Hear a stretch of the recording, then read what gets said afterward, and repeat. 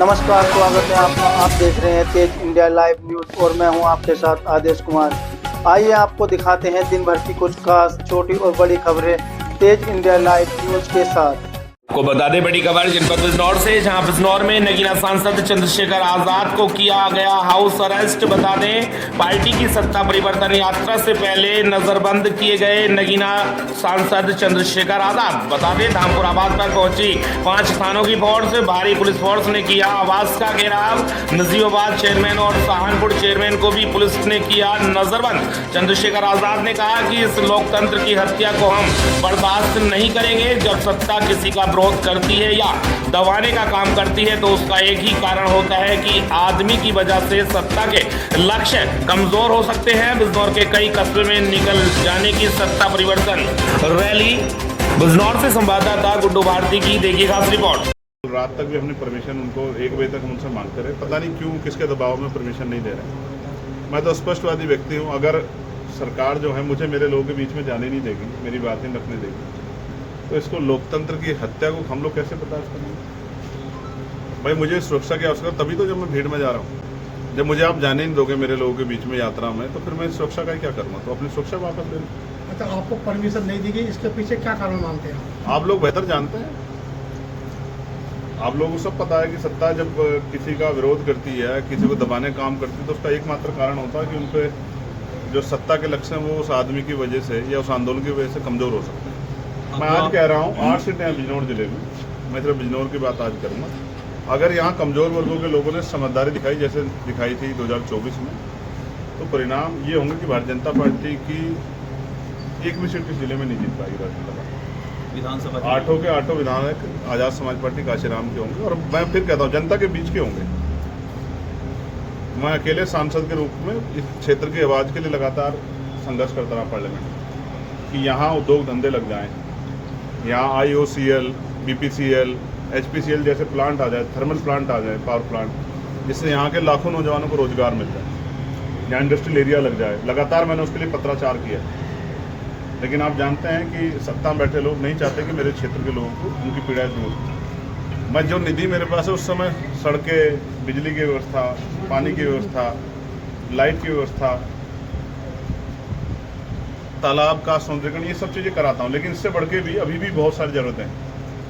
सत्ता अपने सरकार उत्तर प्रदेश की अपने विधायकों को 5 करोड़ रुपए देती है, अपने सांसदों को हम 1 करोड़ रुपए की बात करते हैं। तो ये जो कानून के साथ भेदभाव ये सब देख रहे हैं हम लोग। सांसद जी, अगर मान लिया सत्ता परिवर्तन में कहीं प्रशासनिक हस्तक्षेप से कहीं अवरोध पैदा होता है, तो क्या आप इसको ताकत के रूप में देखेंगे या कमजोरी के रूप में देखेंगे? नहीं, कमजोर तो हम इसलिए नहीं है कि हम लोग यहाँ ताकत में हैं। भाई अगर हम ताकत में नहीं होते तो पुलिस हमें हमारे लोगों को लाठी मार देती। आप समझे नहीं समझे? कमजोरों से कैसे लड़ती है पुलिस?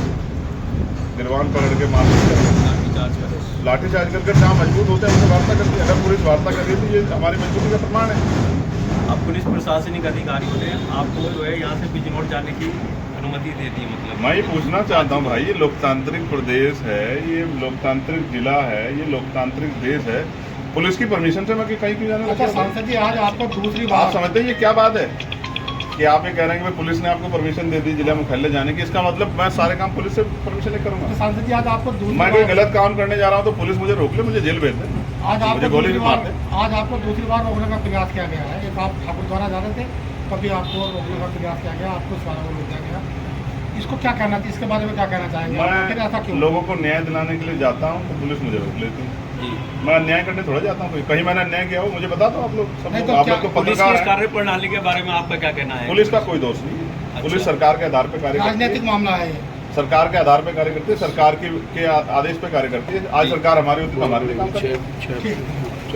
बता दें खबर बिजनौर से, जहां गंगा में नहाने गए 2 किशोरों की डूबने से हुई दर्दनाक मौत। परिजनों का आरोप, गंगा में डूबते रहे किशोरों को कोई मदद के लिए नहीं आया। बता दें बड़ी खबर बिजनौर से, जहां गंगा में नहाने गए 2 किशोरों की डूबने से दर्दनाक मौत हो गई है। वहीं परिजनों ने आरोप लगाया है कि गंगा में डूबते रहे किशोरों को कोई मदद के लिए नहीं आया। गंगा किनारे खड़े चिल्लाते रहे परिजन। दोनों की मौत से क्षेत्र में फैली सनसनी। घटना से परिजनों का रो रो कर बुरा हाल। पुलिस ने दोनों के शवों को पोस्टमार्टम के लिए भेजा। जिला अस्पताल बिजनौर के थाना मंडावर क्षेत्र के गंगा क्षेत्र की घटना। बिजनौर के मंडावर से संवाददाता गुड्डू भारती की देखिए खास रिपोर्ट। बता दें खबर उत्तर प्रदेश के जनपद बदायूं से, जहां उत्तर प्रदेश के जिला बदायूं कोर्ट की सुरक्षा में तैनात दरोगा का शव किराए के मकान में फंदे पर लटका मिला है, जिससे हड़कंप मच गया। बता दें न्यायालय सुरक्षा में तैनात उप निरीक्षक का शव किराए के कमरे में फंदे पर लटका मिला।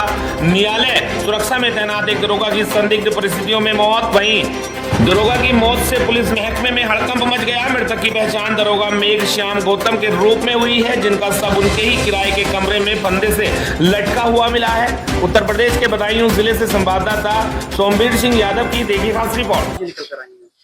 देखिए, सिविल लाइन थाना क्षेत्र में आज सुबह 112 के माध्यम से सूचना मिली कि एक सब इंस्पेक्टर जो कि न्यायालय सुरक्षा में तैनात थे और यहाँ पर अपने प्राइवेट रेंटेड आवास में रहते थे, उनके द्वारा अपना दरवाजा नहीं खोला जा रहा है। मौके पर पुलिस के द्वारा आकर दरवाजा तोड़कर अंदर देखा गया तो उनका शव वहां पर था। प्रथम दृष्टया ये आत्महत्या का प्रकरण प्रतीत हो रहा है। बॉडी को पंचायतनामा भर के पोस्टमार्टम के लिए भेजा जा रहा है और परिजनों को भी सूचित कर दिया गया है। आगे जो भी सभी पहलुओं पर गहनता से जांच की जाएगी और जो भी सामने निकल कर आएगा उस पर आवश्यक वैधानिक कार्रवाई अमल में लाई जाएगी। मैडम, ये कब से तैनात थे? रुक जाइए। खबर उत्तर प्रदेश के जनपद फिरोजाबाद से, जहां 5 से 21 जून तक जनपद में मनाया जाएगा सेवा सुशासन और सम्मान महोत्सव। बता दें केंद्र सरकार के 12 वर्ष पूर्ण होने के उपलक्ष्य में जनपद में 5 जून से 21 जून तक सेवा सुशासन और सम्मान थीम पर विभिन्न कार्यक्रम आयोजित किए जाएंगे। इस संबंध में कलेक्ट्रेट सभागार में प्रभारी मंत्री लक्ष्मी नारायण चौधरी की अध्यक्षता में समीक्षा बैठक आयोजित की गई, जिसमें अधिकारियों को कार्यक्रमों के सफल आयोजन के निर्देश दिए गए हैं। प्रभारी मंत्री ने बताया कि अभियान की शुरुआत 5 जून को विश्व पर्यावरण दिवस पर एक पेड़ मां के नाम वृक्षारोपण अभियान से होगी। अस्पतालों, विश्वविद्यालयों और सार्वजनिक स्थलों पर व्यापक स्तर पर पौधारोपण किया जाएगा। 8 से 14 जून तक जन जागरूकता अभियान तथा 11 से 14 जून तक सरकार की उपलब्धियों पर मीडिया संवाद कार्यक्रम आयोजित होंगे। वहीं 16 और 17 जून को विकसित भारत संकल्प सम्मेलन के तहत वृद्धजनों, शिक्षकों और उद्यमियों को सम्मानित किया जाएगा। 17 से 20 जून तक विकास प्रदर्शनी लगाकर केंद्र और राज्य सरकार की योजनाओं की जानकारी आमजन तक पहुंचाई जाएगी। वहीं 18 और 19 जून को प्राकृतिक खेती कार्यशालाओं का आयोजन कर किसानों को जागरूक किया जाएगा। वहीं प्रभारी मंत्री ने कहा कि यह कार्यक्रम केवल सरकारी आयोजन नहीं बल्कि जन भागीदारी का महाउत्सव है। अभियान का समापन 21 जून को अंतर्राष्ट्रीय योग दिवस के आयोजन के साथ होगा। बैठक में जनप्रतिनिधियों और जिला प्रशासन के वरिष्ठ अधिकारी उपस्थित रहे। फिरोजाबाद से संवाददाता बंटू सिंह की देखिए खास रिपोर्ट। ये मेरी फिरोजाबाद के प्रभारी बनने के बाद प्रथम बैठक है।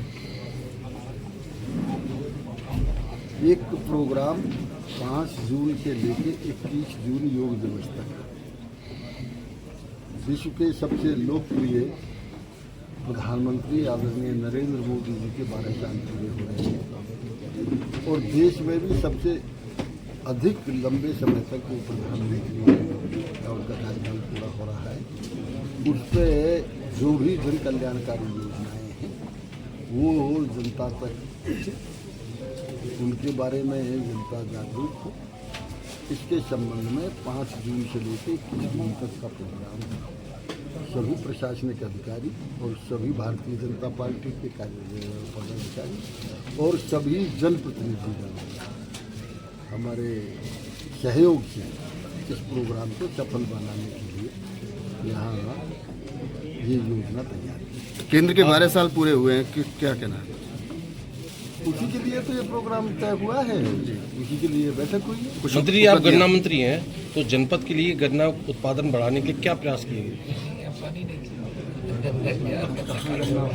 तो इसमें तो लिखे प्रोटोकॉल में गन्ना मंत्री आया नहीं, यहाँ गन्ना थोड़ी होता है। नहीं, प्रयास क्या किया जनपद में? नहीं, प्रदेश में क्या प्रयास किए गए? प्रदेश में 2017 में जब हमारी सरकार आई तो उस समय केवल 20 लाख हेक्टेयर में गन्ना होता था।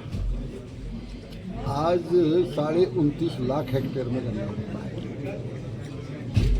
ठीक 1.5 गुना ज़्यादा। जब हमने गन्ने के उत्पादन बढ़ाया है, हमने गन्ने की रिकवरी बढ़ाई है, हमने पेमेंट को ठीक किया है।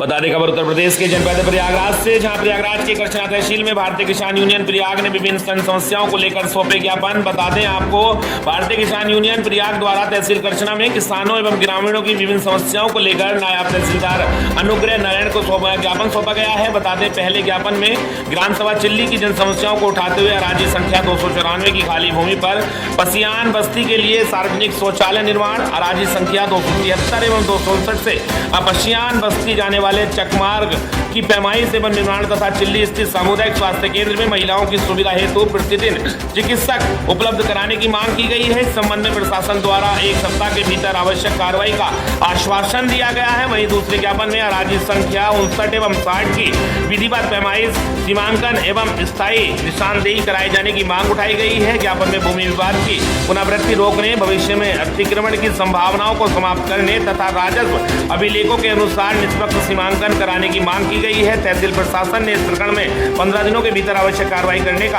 आश्वासन दिया है। वहीं भारतीय किसान यूनियन प्रयाग ने कहा कि संगठन प्रशासन द्वारा दिए गए समय का सम्मान करता है, लेकिन यदि निर्धारित अवधि के भीतर समस्याओं का समाधान नहीं किया जाता तो किसानों एवं ग्रामीणों के हित में बड़े स्तर पर लोकतांत्रिक एवं शांतिपूर्ण आंदोलन किया जाएगा, जिसकी समस्त जिम्मेदारी शासन प्रशासन की होगी। प्रयागराज से संवाददाता अजय कुमार पांडे की देखिए खास रिपोर्ट। बता दें खबर उत्तर प्रदेश के जनपद चंदौली से, जहां चंदौली जिले के सवासगंज चकिया में भारतमाला परियोजना के डंपर ने फिर ली एक जान। तेज रफ्तार मिट्टी लदे डंपर की टक्कर से बाइक सवार युवक की हुई दर्दनाक मौत। बता दें मृतक हलचल 30 वर्ष दानापुर क्षेत्र के भदाऊ गांव का निवासी था। वहीं हादसे के बाद मौके पर जुटी ग्रामीणों की भारी भीड़। पुलिस ने सबको पोस्टमार्टम के लिए भेजा जिला अस्पताल। 10 दिनों में तीसरी बड़ी दुर्घटना से ग्रामीणों में आक्रोश। भारत माला परियोजना के डंपरों पर मनमानी का आरोप। वहीं सड़क पर गिरी मिट्टी और तेज रफ्तार बन रही हादसों की वजह। ग्रामीणों ने डंपरों पर नियंत्रण और सख्त कार्रवाई की मांग की है। वहीं पुलिस ने डंपर व चालक को लिया हिरासत में। पुलिस की विधिक कार्रवाई जारी। सड़क हादसा नो कंट्रोल, सवासगंज थाना क्षेत्र के करनौल तिराहे की घटना। चंदौली से संवाददाता शिवम गुप्ता की देखिए खास रिपोर्ट। ताज़ा खबर उत्तराखंड के जनपद हरिद्वार से, जहां वरिष्ठ पुलिस अधीक्षक हरिद्वार के निर्देश पर चलाए जा रहे ऑपरेशन प्रहार के तहत कोतवाली नगर पुलिस ने सोशल मीडिया पर वायरल हुए मारपीट के वीडियो का तत्काल संज्ञान लेते हुए 2 आरोपियों को गिरफ्तार किया है। पुलिस ने आरोपियों के विरुद्ध मुकदमा दर्ज कर आवश्यक कानूनी कार्रवाई शुरू कर दी है। वहीं पुलिस के अनुसार सोशल मीडिया पर एक वीडियो वायरल हुआ था, जिसमें कुछ लोग एक व्यक्ति के हाथ बांधकर उसके साथ मारपीट करते दिखाई दे रहे थे। मामले की गंभीरता को देखते हुए कोतवाली नगर पुलिस ने तत्काल जांच शुरू की और मारपीट में शामिल 2 व्यक्तियों को गिरफ्तार कर लिया। गिरफ्तार आरोपियों की पहचान नूतन पुत्र चंद्रपाल सिंह, उम्र 32 वर्ष, निवासी ग्राम बिलाई, थाना हल्दौर, जनपद बिजनौर, उत्तर प्रदेश तथा रोबिन पुत्र संजय कुमार, 18 वर्ष, निवासी ग्राम मुंडदाना, थाना मंगलौर, जनपद हरिद्वार के रूप में हुई है। पुलिस जांच में सामने आया कि दोनों आरोपी पिछले कुछ महीनों से रोडी वेलवाला क्षेत्र स्थित एक पार्किंग स्थल में कार्यरत थे। जांच के दौरान यह भी पाया गया कि पार्किंग संचालक द्वारा दोनों कर्मचारियों का पुलिस सत्यापन नहीं कराया गया था। इस लापरवाही के चलते पार्किंग संचालक के विरुद्ध भी पुलिस एक्ट के अंतर्गत चालान की कार्रवाई की गई है। कोतवाली नगर पुलिस ने बताया कि गिरफ्तार आरोपियों को नियमानुसार न्यायालय के समक्ष पेश किया गया है। पुलिस का कहना है कि कानून व्यवस्था भंग करने में तथा मारपीट जैसी घटनाओं में शामिल व्यक्तियों के विरुद्ध आगे भी सख्त कार्रवाई जारी रहेगी। कार्रवाई करने वाली पुलिस टीम में उप निरीक्षक संदीप वर्मा, कांस्टेबल प्रकाश, कांस्टेबल लखन सिंह सहित अन्य पुलिसकर्मी शामिल रहे। हरिद्वार से संवाददाता राहुल चौहान की देखिए खास रिपोर्ट।